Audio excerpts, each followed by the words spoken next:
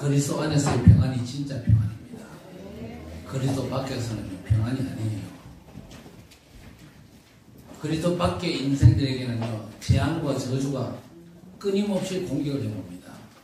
지난 한 주간 동안 여러분 뭘 느끼셨어요? 저는 일본 렘넌트 집회를 참석하면서 그리스도 안에 있다는 게 이렇게 감사한 일이구나. 그게 확인되고, 일본 땅이 어떤 땅입니까? 사실 일본 땅이 전 세계에서 가장 심각한 지진대 위 아닙니까? 그 땅에 있으면서 오히려 한국을 걱정했어요. 한국을 걱정하면서 우리 성도들 가만히 생각하니까 우리 장로님 고향이 청송이라, 또 우리 사돈댁도 청송이거든요. 또 우리 권사님 고향도 저쪽 안동 쪽이고, 이래가지고 카톡을 다 넣어봤다니까요. 산불 괜찮았냐고. 우리 사돈 오늘 빨리 그저 대구로 나오셔야 되는 거 아니냐고.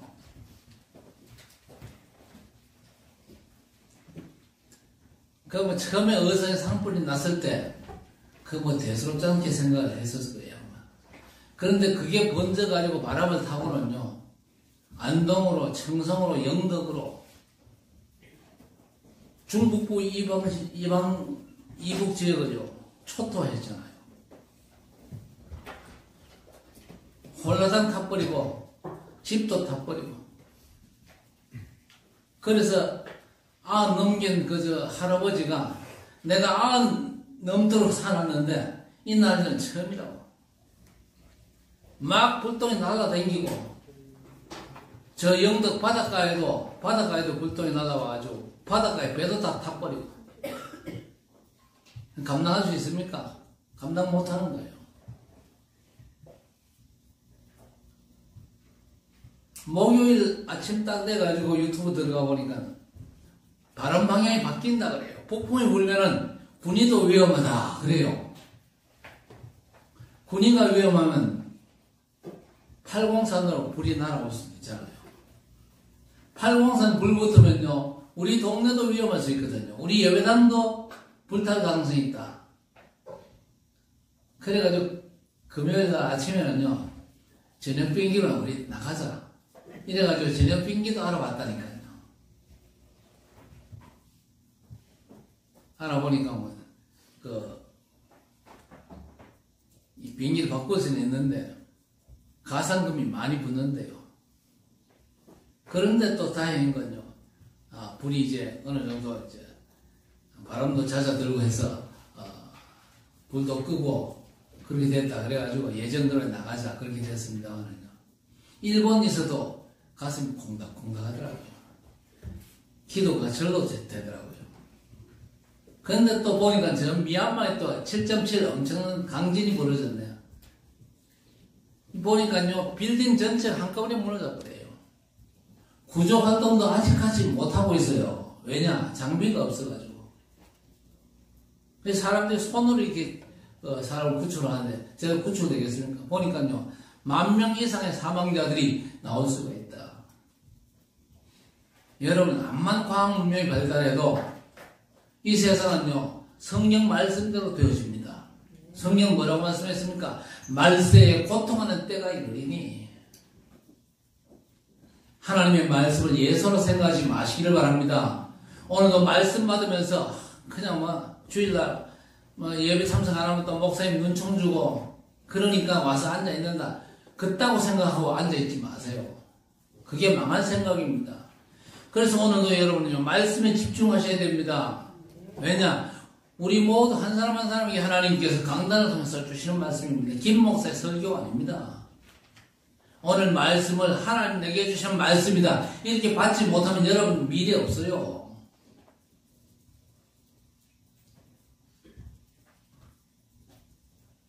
미얀마는 우리가 선교하는 그런 나라 아닙니까? 미얀마의 렘넌트 두 명이 지금 경북대학교에 나와가지고 지금 공부하고 있어요. 우리가 그 학생들을 위해서도 기도하고 그 학생들의 삶을 위해서 우리가 조금 도와줄 필요도 있다. 그렇게 생각합니다.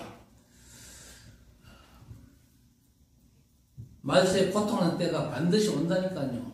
왜 고통하는 때가 옵니까? 하나님 사랑을 버리고 엉뚱한 사랑을 하기 때문에.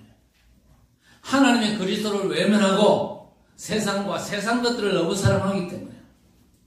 한마디로 말씀드리면요, 하나님을 섬기지 않고 우상 숭배하면 반드시 이 땅의 재앙과 저주는요 오게 되어 있습니다. 죽어서 지옥 가는 것보다가 이 땅에서 겪는 지옥 고통이요 더 심각할 수가 있습니다. 그런데 저와 여러분 그리스도 안에서 이미 해방받은 줄 믿습니다. 여러분 그리스도라는 이 단어를요 여러분 예사롭게 생각하지 마시기를 바랍니다. 그리스도를 통해서 우리는 하나님을 만난 사람들입니다. 그리스도를 통해서 죄와 그 저주에서 해방받은 사람들입니다.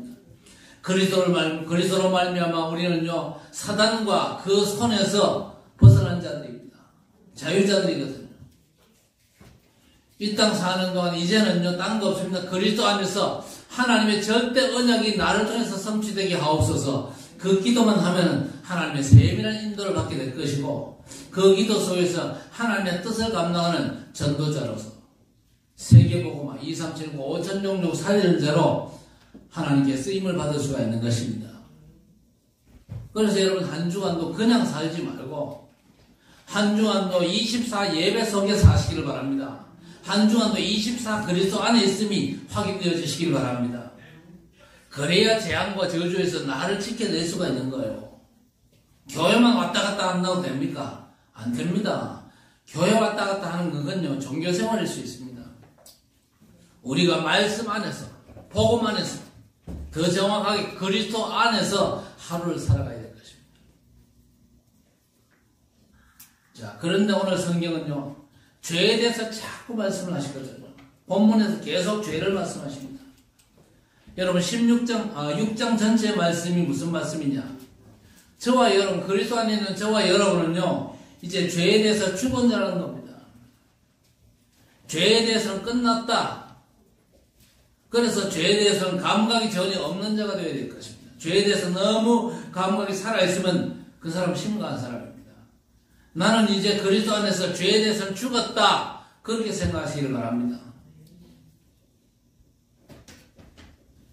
오늘 바울사도가 무슨 얘기를 합니까? 너는 죄에 대해서 끝났다. 죄에 대해서 이제 죽었다는 것이죠. 어떻게 끝나고 죽고 끝난 겁니까? 그리스도께서 십자가 죽음으로 끝냈다는 게 11절에서 1절부터 11절까지의 말씀인데 11절에 뭐라고 했습니까?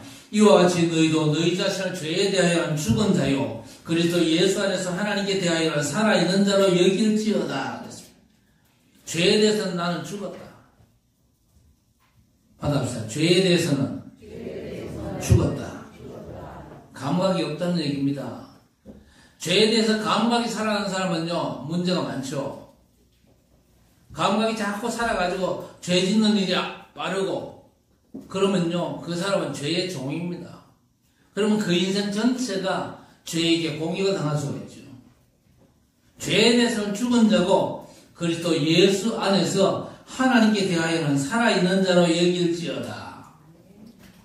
여길지어다 이 말이 무슨 말입니까? 안 그럴 수도 있는데 우리가 의식적으로 그렇게 생각을 하라 그 얘기입니다. 로마서 8장 15절에 너희는 다시 무서워하는 종의 영을 받지 아니하고 양자의 영을 받았으므로 우리가 아빠 아버지라 부르짖느니라. 친아버지를 부를 때는 아버지 그렇게 부르는 게 쉽잖아요.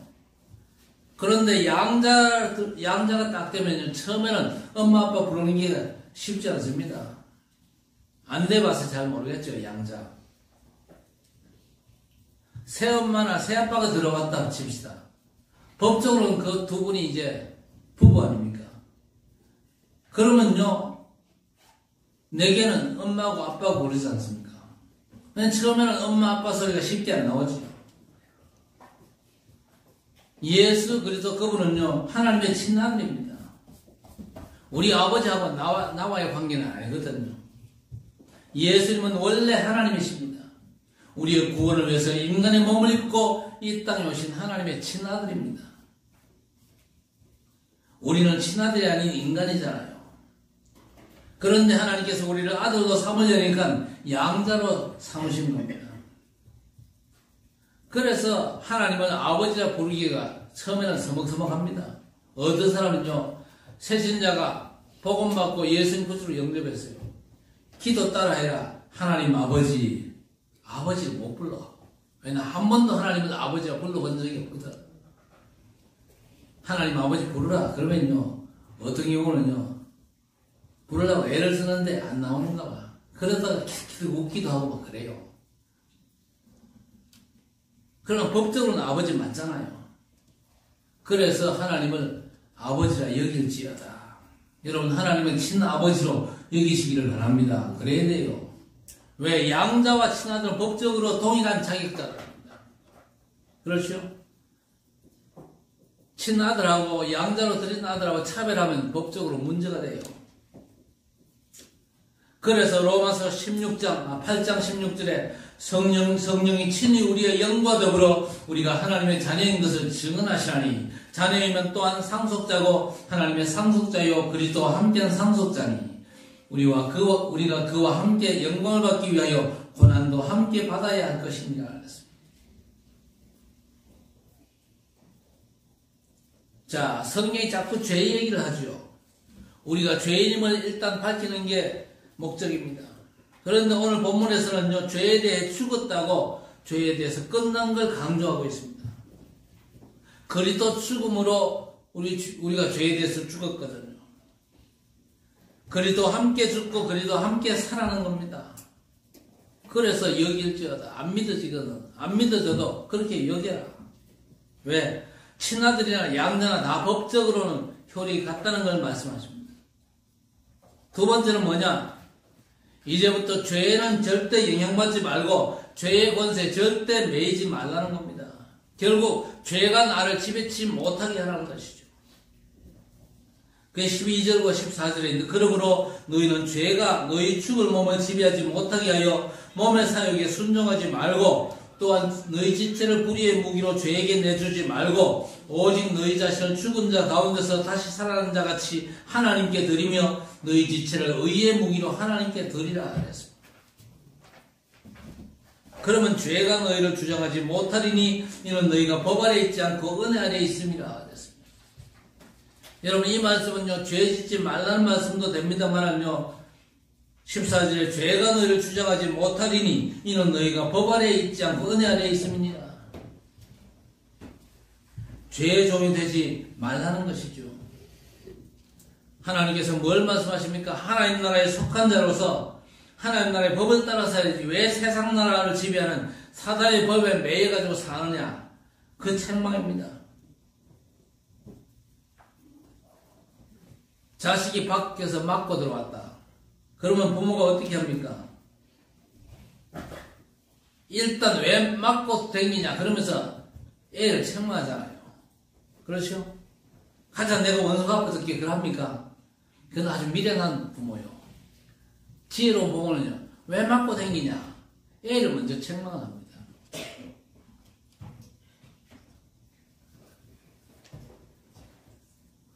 무슨 얘기인지 알아들으시길 바랍니다. 알아들어야 돼요.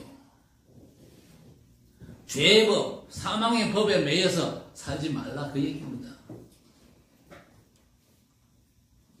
매여서 하니까 자꾸 죄 짓잖아요. 해방받은 하나님의 자녀로서 하나님의 법을 따라서 살아가라 그 얘기입니다. A라는 집에 종이 있는데 그 종을요 B라는 사람이 몸값을 지불하고 샀어요. 사가지고 뭐라고 얘기합니까? 야, 너희 지금부터는 A라는 집 법 따르지 마 그러잖아요. 당연하죠 그게. 이제는요 B라는 집의 법을 따라야 됩니다. 하나님께서 그리스도를 보내사 죄의 종이었던 우리를 값주고 사셨습니다. 그래서 이제 종이 아니고 하나님의 아들입니다. 나는 아버지고 너는 내 아들이야. 그 말씀이거든요. 그리스도 안에서 하나님께서 저와 여러분의 아버지십니다. 아버지가 오늘 우리 모자람을 책망하신 게 아닙니다. 더 이상 죄의 종, 율법주의의 종 되지 말라는 겁니다. 근데 왜 자꾸 그 말씀을 하십니까? 자꾸만 우리가, 자녀가 종로로 살거든요. 모자라고 시원찮아도 괜찮으니까 죄에게 절대 종로하지 말고 율법 아래 살지 말라는 겁니다. 그리고 우리가 하나님의 은혜 아래 있는 자녀임을 결코 놓치지 말라는 겁니다. 우리가 은혜 아래 있는 사람이라는 사실을요, 절대 놓치면 안 돼요. 그래야 우리가 보좌의 축복을 제대로 누리며 살 수가 있는 겁니다. 자, 누가복음 15장에 보면요, 탐자의 비유가 나옵니다. 두 아들 중에 둘째가 자기 몫의 재산을 챙겨가지고 저 먼 나라로 갔어요. 거기서 어떻게 삽니까? 그 가진 돈을요, 창기와 함께 몽땅 써버렸습니다. 거지 신세가 돼가지고 굶어 죽을 판입니다. 돼지 사료 쥐염 열매로 배를 채우려고 그래도 주는 자가 없어요. 굶다 못해가지고 어떻게 합니까? 돌아갈 것이다. 아버지한테 돌아가가지고 아버지한테 솔직하고 고백을 하겠다. 내가 아버지와 하늘에게 죄를 지었사오니 지금부터는 아버지 아들이야 일컬음을 감당 못하겠고 나를 품꾼의 하나로 보소서. 그렇게 말해야 되겠다. 그래서 아버지께로 돌아가는데 뭐라고 되어 있습니까? 아직 거리가 먼데 아버지가 보고 측은히 여겨 달려가 목을 안고 입을 맞추니 아들이 아버지 내가 하늘과 아버지께 죄를 지었사오니 지금부터는 아버지 아들이라 일컬음을 감당하지 못하겠나이다. 나를 아들이 아닌 품꾼의 하나로 받아 주십시오. 그러지요. 그때 아버지가 어떻게 나옵니까? 종들에게 이르되 제일 좋은 옷을 내어다 입히고 손에 가락지를 끼우고 발에 신을 신기고 살찐 송아지를 잡아라. 먹고 즐기자. 내 아들은 죽었다가 다시 살아났으며 잃었다가 다시 얻었노라 하니 그들이 즐거워하더라 그랬습니다. 여러분 이게 누구 마음입니까? 아버지의 마음이요. 그렇죠? 자, 그런데 25절에 맏아들은 밭에 있다가 돌아와 집에 가까이 왔을 때에 풍악과 춤추는 소리를 듣고 종을 불러 이 무슨 일인가 물었는데 대답하되 당신의 동생이 돌아왔으며 당신의 아버지가 건강한 그를 다시 맞아들이게 됨으로 인하여 살찐 송아지를 잡았나이다 하니 그가 노하여 들어가고자 하지 아니하거늘.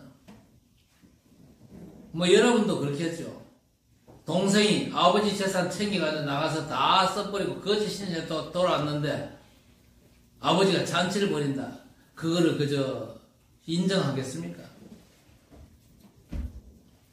그때 아버지가 나와서 구원하되 대답하되 내가 여러 해 아버지를 섬겨 명을 어김이 없거늘 염소 새끼라도 주어가지고 나와 내 벗으로 즐기게 하시는 일이 없더니 아버지의 살림을 창녀들과 함께 삼켜버린 아들이 돌아오매 이를 위하여 살찐 송아지를 잡으셨나이다. 불만이 하늘을 찌르죠. 그때 아버지가 뭐라고 얘기합니까? 너는 항상 나와 함께 있으니 내 것이 다 네 것이 아니냐. 그런데 네 동생은 죽었다가 살았어. 잃었다가 얻었는데 즐거워하고 기뻐하는 것이 마땅치 않냐. 혹시 우리 중에 집 나갔다 돌아온 둘째 있습니까? 둘째 있다면요, 저런 소리에 절대 기죽지 마시기를 바랍니다. 맞이의 소리에 절대 기죽지 마세요. 기죽으면 안 돼요. 절대 여러분 죄에 영향받지 말고 율법으로 쉽게 남을 판단하거나 정죄하는 율법주의자들의 소리 듣고 흔들리지 마시기를 바랍니다. 그런 상황이 지금도 벌어지고 있거든요. 자, 세 번째는 뭐냐? 우리가 살아가면서 과연 누구에게 종노릇하고 살 거냐? 19절에 보세요. 너희 육신이 연약함으로 내가 사람의 예대로 말하노니 전에 너희가 너희 지체를 부정과 불법에 내주어 불법에 이른 것 같이 이제는 너희 지체를 의에게 종으로 내어주어 거룩함에 이르라. 너희가 죄의 종이 되었을 때는 의에 대하여 자유로웠느냐? 너희가 그때 무슨 열매를 맺었느냐? 이제는 너희가 그 일을 부끄러워하니 이는 그 마지막이 사망임인지라 했습니다. 사실 지금 바울 사도가 자기 신앙을 얘기하면서 전에 율법을 고집하던 게 너무 부끄럽다는 겁니다. 이 바울이요, 율법을 지키기 위해서 발버둥친 바리새인 중에 바리새인 아니었습니까? 율법에 흠없는 삶을 고집하면서 살았는데 알고 보니까 그게 사망으로 가는 길이었다는 고백입니다. 아주 부끄러운 고백이죠. 어떤 사람 중에는요, 예수 안 믿어도 나는 당신들보다 훨씬 더 나은 삶을 산다. 그렇게 뻐기는 사람이 적지 않습니다. 그게 바로 멸망의 길이라는 사실을 지금 얘기하고 있는 겁니다. 그런데 우리가 살면서 과연 누구 종으로 다가갈 거냐? 우리가 윤리 도덕을 무시하면 안 되겠지만요, 너무 거기에 길들여지면 아마 이 말이 이해가 안 될 겁니다. 너무 윤리 도덕적으로 타당하게 올바르게 사는 게 사실은 사망의 법이라는 사실을 경고하는 겁니다. 절대 죄와 사망의 법에 묶여 살지 말라고 지금 우리 주님께서 말씀을 주시는 겁니다. 바울 사도가 전에는 그렇게도 율법을 주장하고 율법을 잣대로 해가지고 율법을 거부하는 예수 믿는 사람을 잡아 죽이려고 댕긴 게 너무 부끄럽고 그게 사망의 길이었다는 사실을 고백하고 있는 거예요.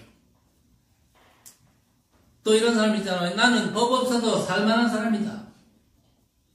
굉장히 자부심이 강하죠. 그러나 여러분, 법 없이 산다. 그게 사실 좋은 게 아닙니다.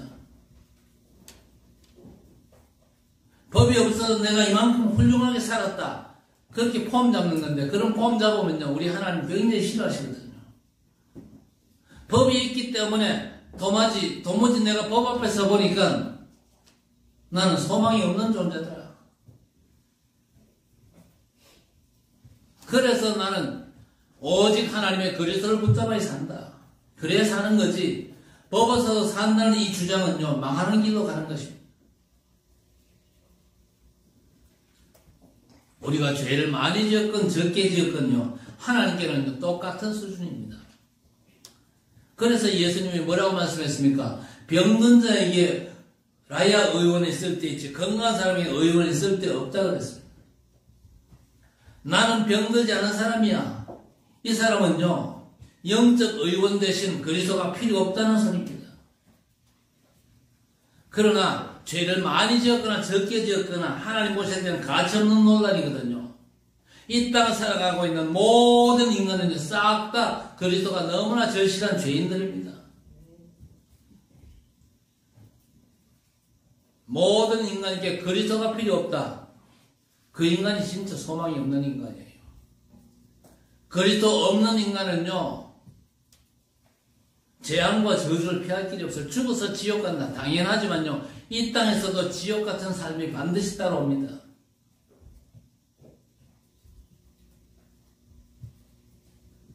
자, 그렇다면 오늘 말씀이 무슨 말씀입니까? 먼저 모든 인생이 죄 문제에 완전 걸려있다는 겁니다. 그래서 예수 제대로 믿으려면요, 내 문제가 다른 문제가 아니고 죄의 문제라는 사실이 이해가 돼야 됩니다. 이게 이해가 되면요, 믿는 척 해도 사실 안 믿는 거예요. 교회를 댕겨도 그 못 믿는 사람일 수 있거든요. 죄 문제가 절실해야만 예수를 그리스도로 믿습니다. 그래야 구원받죠. 우리가 문제의식을 어디에 두냐, 그게 중요한데 세상 종교와 사람들은요, 고통에다 문제의식을 둡니다. 그러면서 고통나는 사람 보고 쉽게 저 사람 문제가 많다 판단하고 말하는데, 성경은요, 죄가 문제라고 합니다. 그래서 그리스도께서 죄 문제를 해결하기 위해서 이 땅에 오사 십자가 운명 전에 요한복음 19장 30절 다 이루었다 선언하셨거든요. 십자가 죽음과 부활로 우리 인간이 스스로 결코 해결 못하는 죄의 문제를 해결하신 것입니다. 히브리서 9장 12절에 염소와 송아지에 필요하지 아니하고 오직 자기 피로 영원한 속죄를 이루사 단번에 성소에 들어가셨느니라 그랬습니다.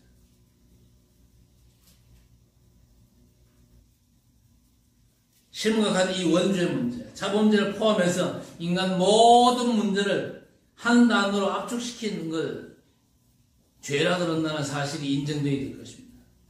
뭘 훔쳤다 어쨌다 그거보다는요, 인간 문제가 뭐냐, 죄다 압축시킨 문제가 죄다.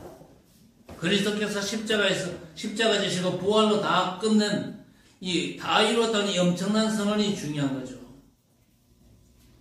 그래서 그리스도 안에 있으면요, 로마서 6장 14절에 너희 죄가 너희를 주장하지 못하리니 그랬습니다.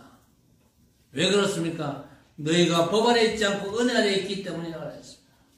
그래서 예수는 그리스도 모든 문제 해결자가 되시는 겁니다. 그리스도 안에 있으면요, 그 어떤 것도 문제가 안 되거든요. 왜 모든 문제 해결자입니까? 그분은요, 믿는 자 속에 성령으로 내주하시면서 말씀으로 그 사람의 인생을요, 책임지고 인도하시기 때문입니다. 문제는 우리가 자꾸 말씀 따라 인도받는 걸 거부하기 때문에 문제가 되는 거예요. 우리 성도들은요, 말씀 따라 그리스도의 인도를 잘 받게 되시기를 바랍니다. 그러면요, 어떤 것도 문제가 안 됩니다. 자, 그러면 성경이 말하는 죄가 도대체 뭡니까? 요한복음 8장 44절에 너희 아비 마귀, 예수께서 분명히 선언하셨거든요. 아비 마귀라고. 그리고 요한일서 3장 8절에 죄를 짓는 자마다 마귀에게 속하나니 마귀는 처음부터 범죄함이라 그랬습니다. 성경이 말하는 죄의 근원이 뭡니까? 내가 아닙니다. 마귀거든요. 네가 죄 짓잖아 그러는데 죄 짓게 만든 근본 원인자가 바로 마귀다 그 말입니다. 세상 법을 다 지키고 윤리 도덕 율법조차 다 지킨다 할지라도 마귀에게 잡혀있는 그 상태가 바로 죄 문제 해결이 안 된 겁니다. 내가 율법을 지키기 위해서 발버둥 치고 다 지킨다 할지라도 못 지키지만요 다 지켰다 할지라도 완성이 된 게 아닙니다. 율법의 요구는요 반드시 이루어야 되지요. 그 율법의 요구가 뭡니까? 율법의 요구는요 사망입니다. 죽어야 끝나는 문제거든요. 죄의 삭선 사망이라고 그랬습니다. 죄의 근본 뿌리 사단, 그렇죠. 죄를 짓는 자는 마귀에게 속하나니 마귀는 처음부터 범죄합니다. 그래서 아비 마귀입니다.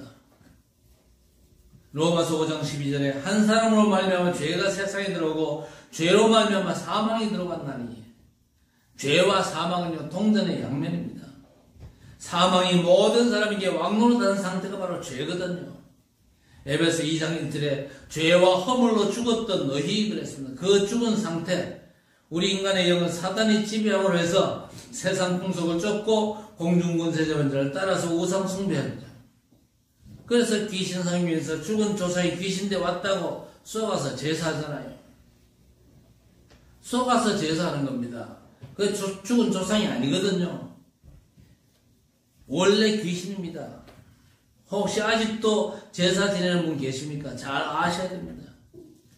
제사 때 오는 귀신이 여러분의 할아버지 할머니 귀신이 아닙니다. 원래 귀신이요. 사단의 쫄개. 타락한 천사입니다. 우리 인간은 죽어서 귀신 될 수가 없어요. 우리 인간이 죽으면요 지옥이냐 천국이냐 둘 중에 하나지 귀신 되는 법은 없거든요. 본질이 귀신과 사람은 달라요. 절대 죽어서 귀신 되는 게 아니거든요.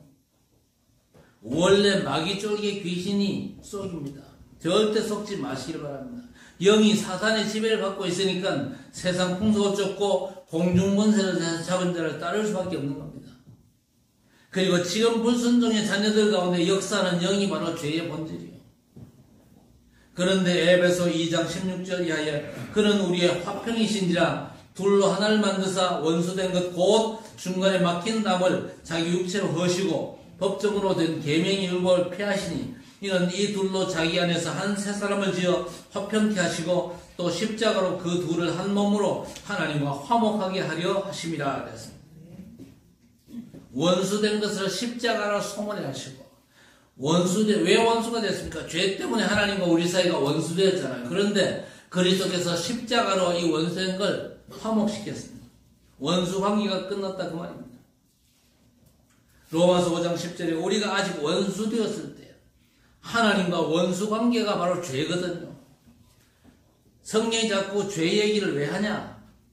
아담 후에 출생한 모든 인간이 죄에 빠진 걸 알도록 성경이 죄 얘기를 자꾸 하는 거예요. 고통이 아닌 죄가 문제라는 사실을 밝혀가지고 내가 진짜 문제를 몰랐구나. 죄가 문제고 그래서 그리스도를 보내시고 그래서 오신 예수를 믿어야 되는구나. 깨닫는 은혜가 임하게 되기를 바랍니다. 어떤 사람은요 부모 형제 따라다니다가 교회를 그만두죠. 핑계는 많습니다. 많은 핑계가 뭡니까? 댕긴 사람이나 안 댕긴 사람이나 똑같더라. 이 사람은요 진짜 믿음의 사람을 못 본 거예요. 아니 요셉과 그 형들이 같습니까? 이삭과 에서 같습니까? 절대 종교 생활하는 교회인과 비교하지 말고 성경성 믿음의 사람과 견뎌야죠. 그런 식으로 한 10년 지나면요 문제가 표시가 납니다. 그 문제가 자꾸 누적이 되고 결국 심각하게 터지거든요. 그래도 내일이 더 낫겠지 그러면서 교회를 다니지만은요 여전히 상황과 환경 탓하죠. 그러다가 이 사람이 신학 공부하고 또 목사가 돼도 문제의식이 성경적으로 바로 된 게 아니고 자꾸만 현실 속에서 문제의식을 갖습니다. 이 목사가 신방을 해도 현실 문제 해결만 자꾸 기도하니까 솔직히 응답을 못 받는다 그러잖아요. 그런데 불신자는 기도 안 해도 잘 되는 사람이 많거든요. 그래서 예수께서 뭐라고 그랬습니까? 공중에 나는 새 봐라 저거. 농사를 안 지어도 잘 먹고 잘 살려나. 더럽힌 저 백합을 봐라. 길쌈을 하더냐. 길쌈도 안 하는데 어떻게 솔로몬의 모든 영광을 다 빼도 백합보다 못하잖냐. 종교생활로 몸부림치면서 기도한다. 그거 아니거든요. 인간 문제는요 현실적인 상황이나 어떤 고통이 아닌 죄가 문제고 죄 문제가 해결되어야 돼서 하나님의 그리스도께서 이 땅에 오신 거예요. 그게 해결되면 구원받습니다. 하나님의 자녀와 하나님께서 영원토록 함께 하시고 천국이 보장이 되고 또 천국이 배경이 되고 사단이 아무리 공격해도 하늘 보자 하나님의 천군의 도움을 받습니다. 가는 곳마다 하나님의 나라가 임하는 하나님 자녀의 축복을 누리게 되는 것입니다.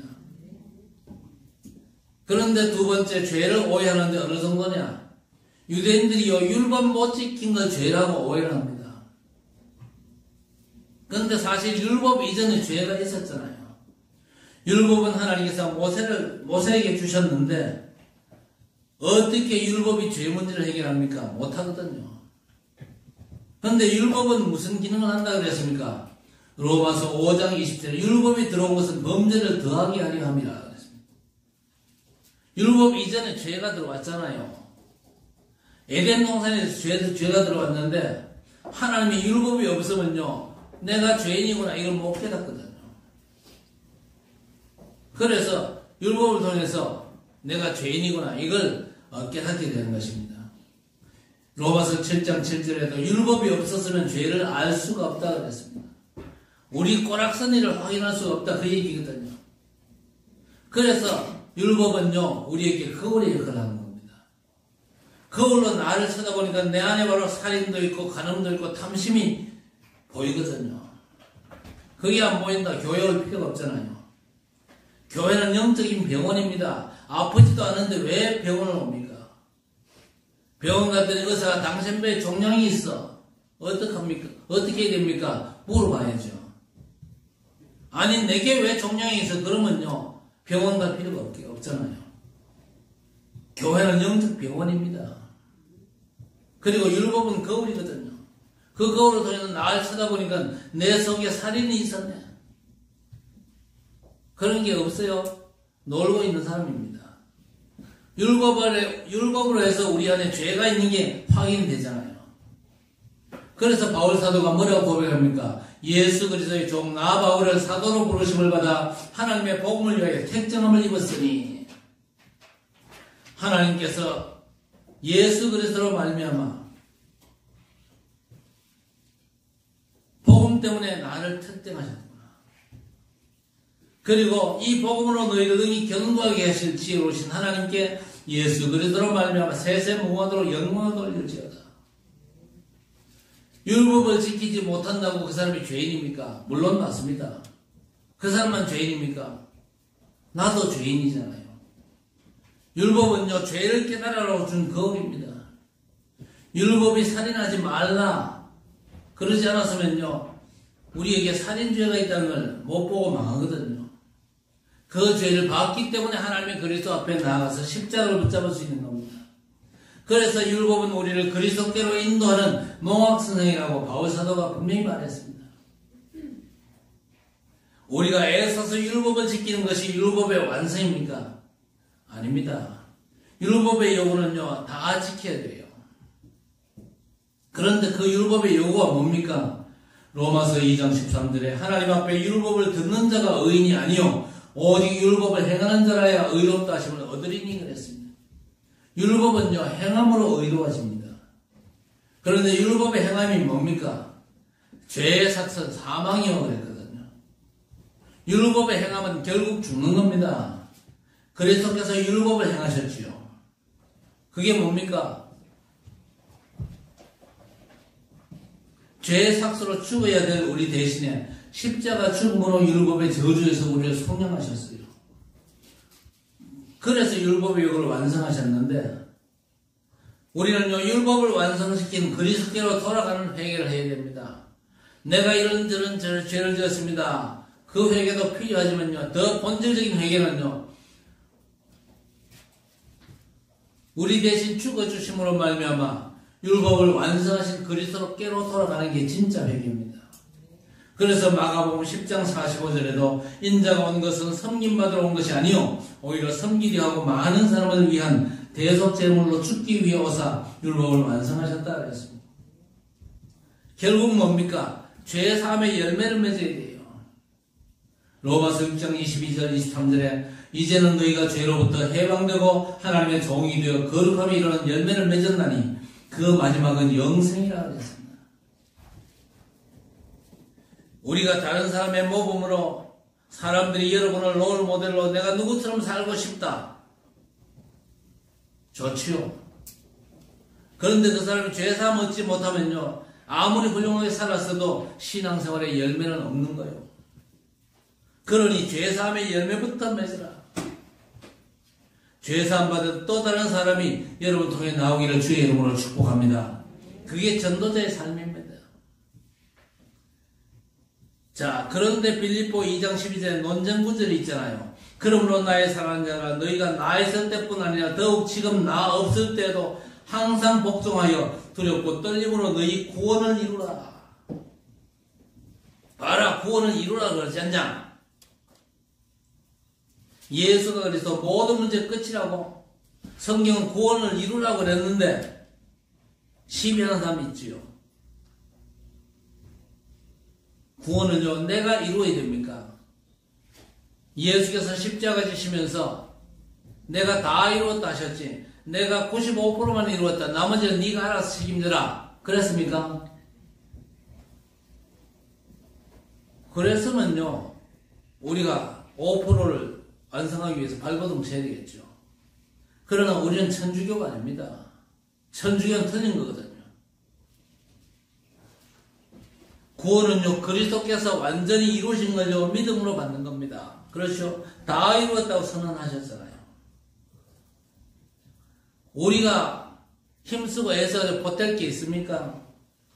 보탠다고 할지라도 그게 하나님 앞에 인정받을 만한 가치가 있습니까? 그만한 가치가 없거든요. 구원을 이루라. 그 말이 무슨 말입니까? 우리 안에 행하시는 하나님의 소원을 이루기 위해서, 소원을 받들어가지고 구원의 축복을 전도로 드러내는 게 하나님의 절대 소원입니다. 무슨 말인지 알아듣게 되시길 바랍니다. 너희 구원을 이루라. 내가 이룰 건 없습니다. 내 안에 계신 주께서 우리를 통해서 이루고 싶어 하시는 게 있습니다. 우리 안에 성령으로 내주하신 우리 주님께서 우리를 통해서 또 다른 구원의 역사를 이루시기를 원하십니다. 완전히 구원 역사를 성취하신 주 예수 그리스도, 그 복음이 현장에 증거되어지는 것이 우리 하나님의 절대 소원인 줄 믿습니다. 결혼 전에는 조용히 데이트하잖아요. 그러다 결혼하면 부부라는 사실을 드러내잖아요. 그렇죠? 사람들 앞에서 손도 잡고 허그도 하고 키스도 하고 결정적으로 애기 낳아가지고 부부임을 드러내잖아요. 이제 구원의 축복을 온전히 드러내서 만민들이 알게 하라는 겁니다. 하나님의 자녀가 하나님의 자녀임을 드러내고 내 안에 영생이 있음과 내가 사망에서 생명으로 옮겼음을 드러내고 흑암의 권세에서 건져 사랑의 아들의 나라로 옮겨 그 안에서 구속 곧 죄사함 받았음을 드러내는 겁니다. 예수께서 내 구원 되시고 나의 의 되시고 거룩이심을 드러내야 됩니다. 죄사함 받아 죄가 더 이상 나를 주장하지 못하면 드러내는 이 캠프의 축복을 제대로 누려라, 그 얘기입니다. 너희 구원을 이루어. 내가 발버둥 치고 내가 그리스도께서 좀 모자라는데 내가 그 나머지를 다 채워야 됩니까? 그게 아니에요. 그리스도는 완전한 구원을 이루셨습니다.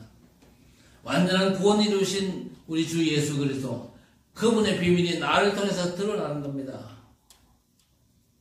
그러므로 말미암아 그리스도의 그 완전한 구원의 비밀이 또 다른 사람을 구원할 수가 있는 것입니다. 45살 먹은 사람이요, 아직 결혼을 못했어요. 장가를 못 가서. 그래서 어떤 여자를 고르냐 물었는데 이 사람 말이요, 여자면 다 좋대요. 여자만 다 좋대요. 그런데 사실은요, 자기 잣대로 정한 여자가 따로 있어요. 자, 그러면 그 남자가 찾는 여자가 지구상에 있겠어요? 절대 없죠. 그러면 결국 어떻게 살아야 됩니까? 혼자 살아야 돼요. 왜 신앙생활에 응답이 없습니까? 내가 원하는 응답이 따로 있어요. 거기에 내가 집중하니까 하나님이 응답하십니까? 응답 안 하시거든요. 문제는요, 하나님이 주신 걸 그들도 안 보거든요. 하나님께서 그리스도 안에서 주신 걸 쳐다보지 않고 하나님의 약속을 참고도 하지 않고 내가 원하는 응답만 찾으니까 응답에 1도 못 받는 게 정상입니다. 여자면 된다지만요, 자기가 정한 기준의 여자가 따로 있어가지고 응답 못 받아요. 그런 여자, 남자는 세상에 없거든요. 저는요, 장가 갈 때 그렇게 안 갔어요. 내 기준의 잣대, 절대 하나님께서 붙여주시는 여자만 되었습니다. 그래서 선물을 나가면서 저는요, 하나님, 복음으로 통하는 여자가 되겠습니다. 그랬거든요. 그래서 지금 같이 살잖아요. 복음으로 통하더라고요. 뭐 다른 얘기는 뭐 할 것도 없었지만요, 복음으로 통하니까 차 마시고 헤어지면서 그랬죠. 나는 좋다고. 눈이 빈 게 아니고 하나님의 기준에 맞춰가지고, 하나님의 기준에 맞춰가지고 나는 좋다고 전화번호 적어주면서 생각해보고 전화하려면 하고 말려면 하고. 저는 전화 안 할 줄 알았어요. 근데 전화 와가지고 입 큰 여자와 같이 살고 있어요. 자, 하나님께서 준비하신 게 있는데 그걸 모르니까요, 출애굽한 이스라엘 백성들 보세요. 광야 40년 이스라엘 백성들의 특징이 뭡니까? 오늘 오후 시간에 말씀드리겠습니다만 온통 원망과 불평, 탄식밖에 없잖아요. 왜? 내가 정한 응답의 기준이 따로 있거든. 하나님께서 역사하신 엄청난 구원의 출애굽, 6월절 양잡아 피 바르고 해방받아서 광야길 오순절 하나님의 능력을 처음 시켰잖아요. 수장절 천국 보호자의 완전한 배경까지 약속하셨는데 이 엄청난 걸 놓치고 나 중심의 응답만 추구하니까 이스라엘 백성의 광야길은요, 바보들의 행진이었습니다.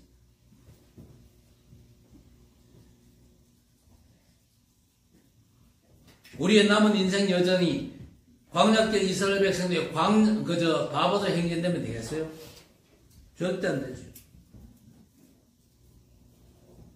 돌비 영원한 하나님의 약속을 새겨주셨잖아요.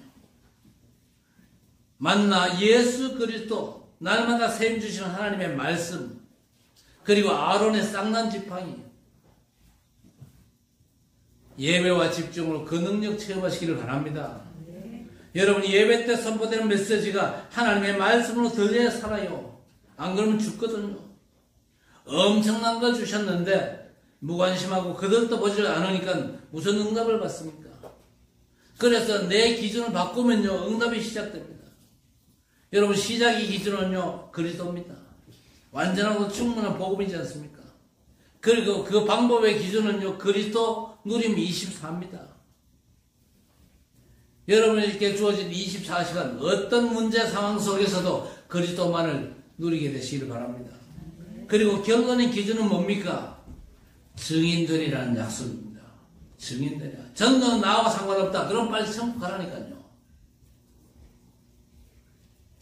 우리 주께서 증인 되리라 약속하셨어요. 부담 갖지 말고 하나님 약속하신 대로 내가 증인의 삶을 살 수 있도록 내 삶을 인도해 주옵소서 기도하시기를 바랍니다. 문제를 만나도 사람을 만나도 하나님 내가 증인으로 저 사람들 앞에 서게 하옵소서. 어쨌든지 내 좋아하는 쪽으로 기준을 잡는 게 아닙니다. 복음이 지속 증거되는 쪽으로 기준을 잡아야 돼요. 그래서 바울사도는요 감옥 가도 괜찮다 그랬습니다. 왜? 거기서도 복음 증거되는 게 절대 기준이니까요.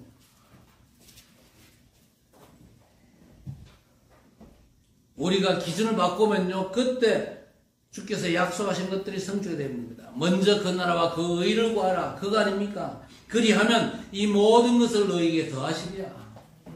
저와 여러분의 삶에 진짜 필요한 게 뭔지를 우리 하나님은 아시거든요. 우리가 먼저 그 나라와 그 의를 구할 때에 하나님께서 모든 필요를 채우시는 귀한 역사를 누리게 하실 줄 믿습니다. 그래서 여러분 죄에 대해서는 죽어서 죄에 매이지 않는 자로 사시기 바라고, 그래서 아직도 죄에 매이고 죄에 잡힌 자들 그리스도 복음을 해방시키는 전도자의 축복 속으로 들어가시기를 주의 이름으로 간절히 축원합니다. 하나님 감사합니다.